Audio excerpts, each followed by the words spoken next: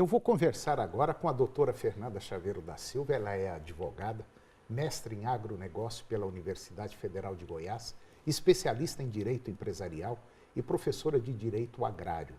E nós vamos falar de um tema interessante, um tema que envolve produtor rural, empresas, basicamente todo dia. E todo dia tem negócios. Nós vamos falar sobre contratos agrários. Doutora Fernanda Chaveiro da Silva, bom dia. Bom dia, Antônio. Tudo bem? Tudo bem. Doutora Fernanda, é muito comum hoje a gente fazer uma série de contratos, contrato de compra e venda, barter, enfim.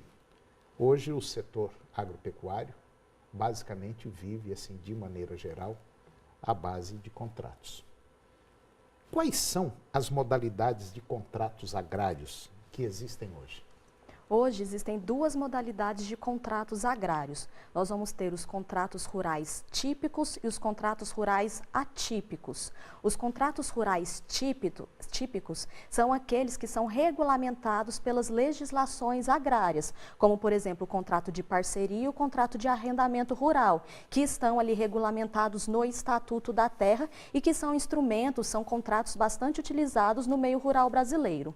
Os contratos rurais atípicos são aqueles que estão relacionados ao desenvolvimento da atividade agrária, porém eles não estão regulamentados na legislação agrária, como acontece como o contrato de prestação de locação de serviços, o contrato de comodato e também o de empreitada, que está lá no Código Civil. Bom, então, quando um produtor for fazer um determinado contrato, existe, então, ele tem que saber que existem duas formas. E uma coisa é uma coisa, outra coisa é outra coisa. Sim. Os típicos e atípicos. Isso. Só para confirmar, os típicos são quais? Os típicos são os contratos que estão regulamentados nas legislações agrárias. É parceria? Como parceria e arrendamento rural. E arrendamento rural. Arrendamento Esses rural. são típicos. São típicos. Fora isso aí, são atípicos. São contratos atípicos, que são regulamentados por outras legislações, como o Código Civil e outras legislações infraconstitucionais que estão aí no ordenamento jurídico brasileiro. Agora, independente se é típico ou atípico, caso um contrato desse não seja cumprido, o que pode ser feito?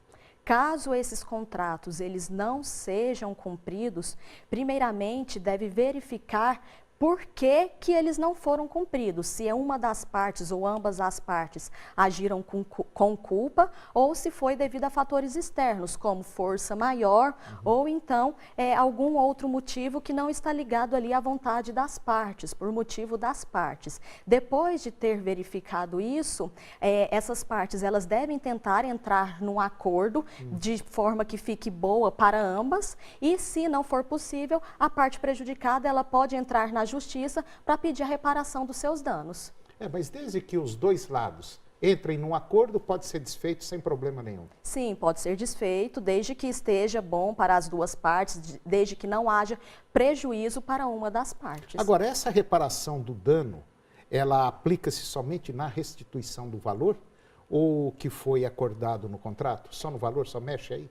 Vai depender do tipo de contrato que foi celebrado e também do caso concreto, o que as partes estipularam ali naquele contrato. Mas, como regra geral, vai ser determinado o valor a ser pago, deve ser aquela restituição do valor que foi acordado no contrato e, além disso, pode haver ainda por perdas e danos, uma restituição por perdas e danos, caso fique comprovado que uma das partes teve um prejuízo ali, e isso daí inclui o dano material.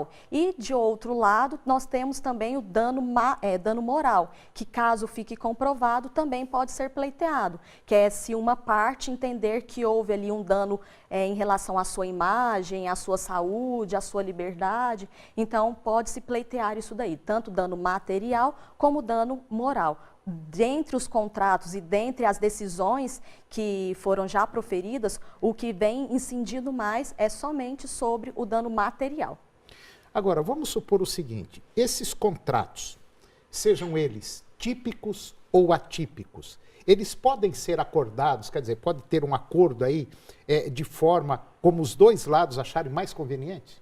Em se tratando dos contratos atípicos, as partes elas podem manifestar as suas vontades sim nesse contrato. Então elas podem inserir cláusulas ali, desde que traga algum benefício para ambas. Em se tratando dos contratos típicos, ou seja, o de parceria e o de arrendamento rural, não há de se falar em manifestação das partes. Deve-se seguir o que o legislador coloca ali na lei, colocou na lei de forma obrigatória, compulsória. Então aquela tem que seguir a risca. Tem que seguir a risca. Tá certo, tá bom.